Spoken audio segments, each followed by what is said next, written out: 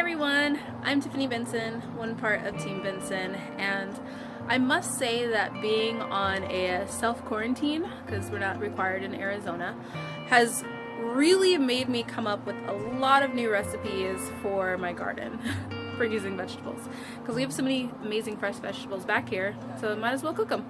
So I'm going to do a garden tour, and also I'm going to get a lot of green leafy things because my space is small, so that means my green leafy things only can grow so long before they start impeding on each other, so I'm going to give them some space.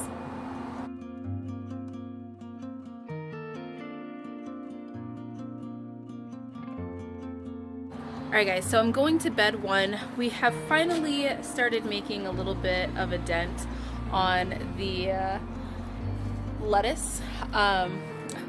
The caterpillars and me were at war.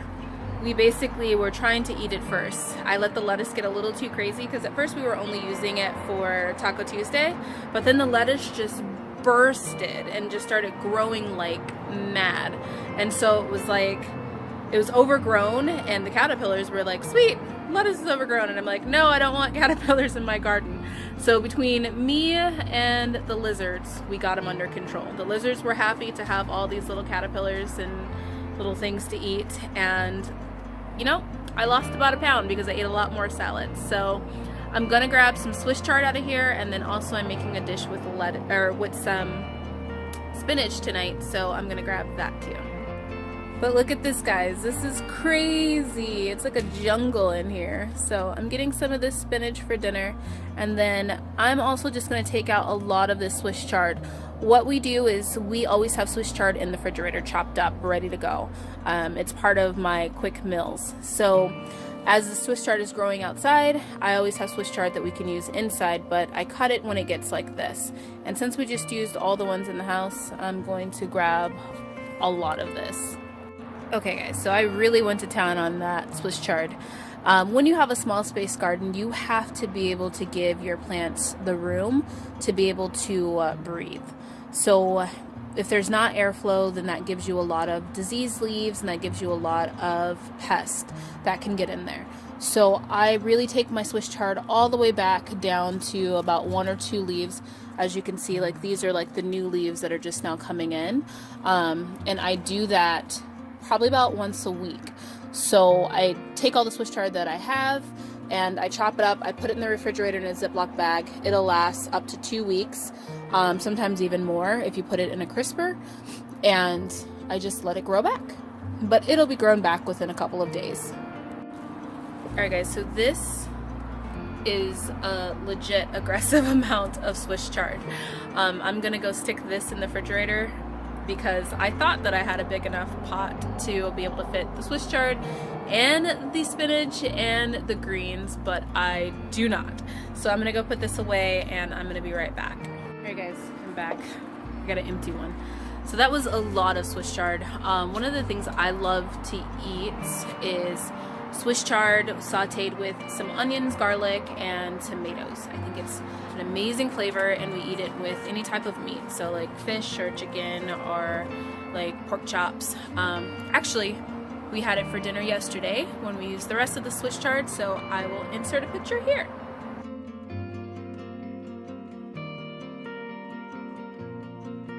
Alright, so now I need to get some spinach for dinner tonight, and then I'm going to get some of the greens too as well. I have collard greens, and I want to make sure that those aren't getting too overgrown so that they don't get any type of bug pressure, because right now they have none, and I want to keep it that way. So when my bed starts looking like this, guys, that's how I know there needs to be some pruning involved. So I have the celery right here, which it's getting so huge. I have some kale right here, which I'm just gonna let get a little bit bigger. Back here though, I have some green leaves that I want to grab, so I'm gonna grab some of the collard green leaves. There is a dog that is angry over here, and then my beans are doing well, and my turnip greens are doing well too. I might grab just a couple of these turnip greens so that the plant will focus its energy on making the turnip bottoms. Then I also have my garlic in here, which is looking really good. My This poor plant. So it rained really, really bad here, guys, and that cilantro got it. But it got so leggy because it was getting ready to flower. So I'm gonna probably be pulling that soon. And the parsley is still doing pretty good. I'm gonna pull some more of that to make some seasoning. And then this giant oregano. I need to get in here and really start working on this because this is getting huge. The cauliflower I'm still waiting for. I'm probably going to take off some of these leaves to see if it'll give me a cauliflower, but that is what I most love. This is my artichoke plant. Every time it throws off some leaves, it shoots up these big ones. So you're supposed to prune all these bottom leaves, and then it gets bigger and bigger and bigger with these center leaves that it sends up. So I'm going to prune that out and hopefully give some more sun to my sage over there and my tiny little beet plant way back there. So let's get that done. Alright guys, so I cleaned the bed up a little bit. As you can see, I brought that collard all the way down to pretty much nothing. One of the ways you can get a lot of pest pressure in your garden is if you have things that are overgrown and don't have enough space. So I love collard greens, and I can chop up a bunch of those and keep collecting them. If I don't have enough, I can just put them in the freezer, and then when I do have enough, then I can put them in a big pot and cook them, and then have them as a side. Same thing with turnip greens too as well. But I clean this up a lot. It's not going to be herb day yet, so I'm not going to touch that cilantro. Or not the cilantro, but the oregano and the cilantro, because that's going to be a lot of work. But I still need to get that leaf off, which I will do. So one of the things that I do with all of the older leaves and leaves that have like pest damage or anything like that is I take them and I put them in my worm compost pile. So the worms have finally found my compost bin, which if you guys watch my video tomorrow, I'm going to put that one up on how I kind of built it and what I did with it, and you'll kind of see that they have really started devouring a lot of these leaves. So it's really nice that the worms are kind of just going in and cleaning up my garden for me. So I just collect all the leaves, throw them in there, and that feeds them. Okay, so the shishitos they're doing something weird. They're trying to fruit before trying to finish growing their leaves. So I'm getting these like weird little shishito peppers, so not really sure what's going on there.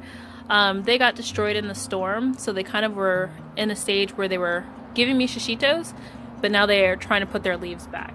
So this one's not doing it as weird. I mean, it still has some fruit, but it looks like they're gonna grow normal size shishitos, but that one on the other hand, it's having a hard time.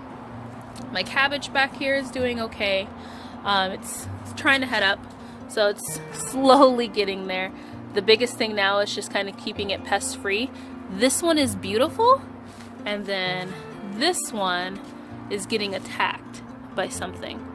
So I'm kind of just, you know, letting it win where it wants to win.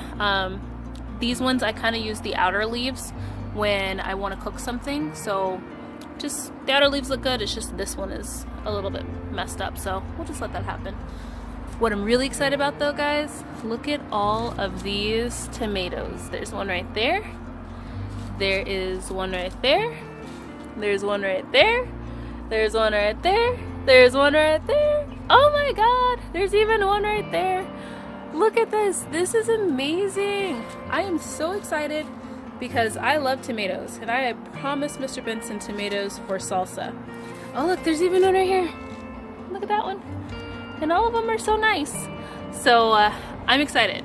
I'm waiting for this to just really give me some giant red tomatoes because I want them.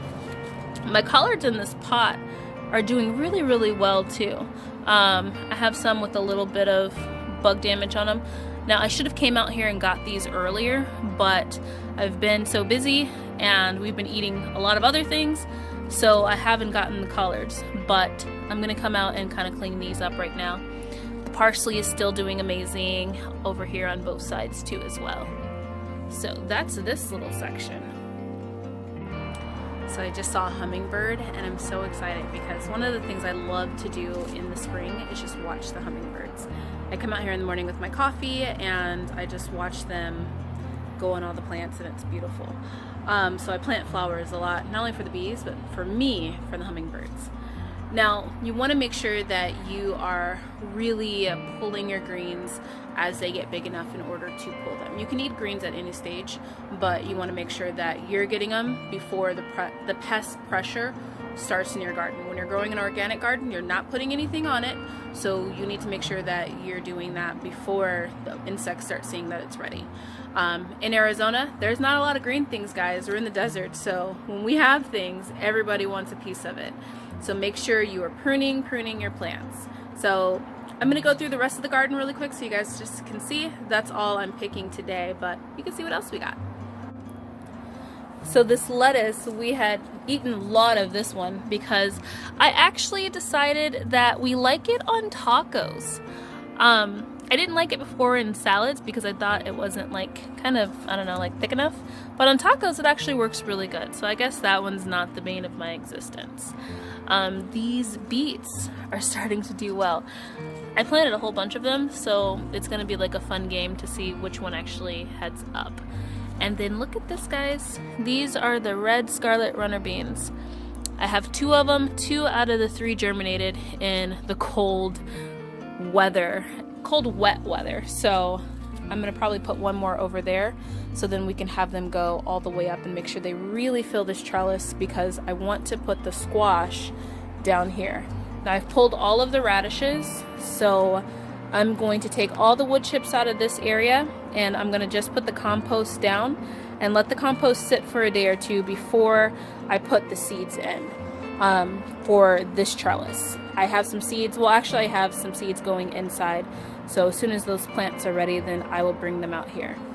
The sage though is happy to not be a sandwich between the radishes and the cauliflower. It's happy to have a little bit of space, so it's gonna start getting bigger. And then look at this, guys. In there we have 1 more cauliflower. I'm really excited about that. So I'll probably get some of these bigger leaves off of here to kind of let the plant focus on just doing what it does for the cauliflower. But all the radishes are gone, so we're gonna need to plant radishes soon. And look at these. These are so pretty. And they catch all the little nets. All of them. And then our bricks have some green beans in them. That rosemary right over there. So pretty. But I have some green beans in the bricks. And I have been growing these from seed. I need to plant them. I've just been up potting them. I save all these little pots that I get when I get a start. So this one I actually got from seed, or I planted from seed. And I've just been up potting them and up potting them. And I actually need to get these little flowers off here. You don't want your plant to flower at this stage. So when it actually blooms, I'm going to take those off and let it focus on just getting bigger. These are pepper plants. These ones are the poblano peppers. So poblano peppers get pretty big, so I want this plant to be able to get a lot bigger so that it can hold the size of a poblano plant and give me nice big poblanos. Now back here I did plant some melons. I did midget cantaloupe. So the seeds are in there. I also have some seeds going inside just in case these seeds don't germinate, because it has been a wet one. And the eggplant's doing really, really well. We've got some flowers coming on it, so we're just waiting for the eggplant on that one. And then the jungle. The jungle is crazy, guys. Remember when I cut all of this back? Look, it's back. It's all back. And this, I think this one's getting really, really close. It's starting to really just head up there. So I'm excited to try that cabbage. This one is a Jersey cabbage, and this one is a Jersey cabbage. They're supposed to be really coned, like how this one is starting to. So I'm excited to try that one. And then the broccoli is getting a few more little heads off of here. I've saved up all the broccoli that we got from the last time. So I'm just waiting for these to come up, and then we can start thinking about taking these broccoli plants out and the cilantro out, so we can start putting some compost in order to get the okra in. And the okra right now is inside underneath a grow light. So for those of you that have grown eggplant, is that like a perennial? I have no clue about this eggplant. It's an eggplant, and it just keeps growing. It's been here a year now, and this is probably like its fourth fruiting. So I wonder if it just keeps growing. I feel like I should have bought more of those. That was the start that I found at a nursery, and it was the only one, and I feel like I should go back and try and find more of them. So now that I removed the sweet peas, these beets are starting to get enough sun, so they're starting to grow in, and also that thyme right back there is starting to do really well. I have some seeds going, or I have a start going inside for a Armenian cucumber on this side, so hopefully that will be ready soon. And then we have the compost bin. This is my worm compost bin. I'll be talking about it in tomorrow's video, so make sure you guys check that one out. So the dill is getting insane and it's starting to flower. This is so pretty. I think these are so beautiful. So I kind of want it to flower to see what it looks like. But look, it's just huge, guys. I'm gonna pull some more dill off of it and freeze some more. And then the cilantro back there too. That's gonna be my next cilantro, so that I can have probably a cucumber in here when this dill is out, and the cilantro. And then this tomato plant, I took the tomatoes off there, getting red inside, but I'm gonna take this one up because I'm going to put those peppers in this one and in the one over there. And then way over here, we have the jalapeno plant that is doing well. This is what the shishito plant should have done, which is grow its leaves and then try and grow a little flower, but it did the opposite. Now the thing I'm really excited about is this is the lemon balm. It took forever to grow from seed. Forever. So if you ever find a start, get that. But the lemon balm is doing well, and the mint is starting to grow back. In this little pot of random extra parsley that I had, and this random extra flower that I had.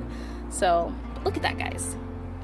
That is going to be dried and used for medicine. So that's it for my tour, guys. I'm gonna take the rest of my greens in here, and I'm going to wash those, chop those up, and get them in the freezer and wait for another round of greens. And then I'm gonna make a big pot of greens with some like ham hock in there, and it's gonna be amazing. I'm gonna make some southern greens. But thank you guys for spending some time with me and walking around my garden. Always remember, grow yourself a garden, because even a small space can provide you with tons of food. Bye, guys.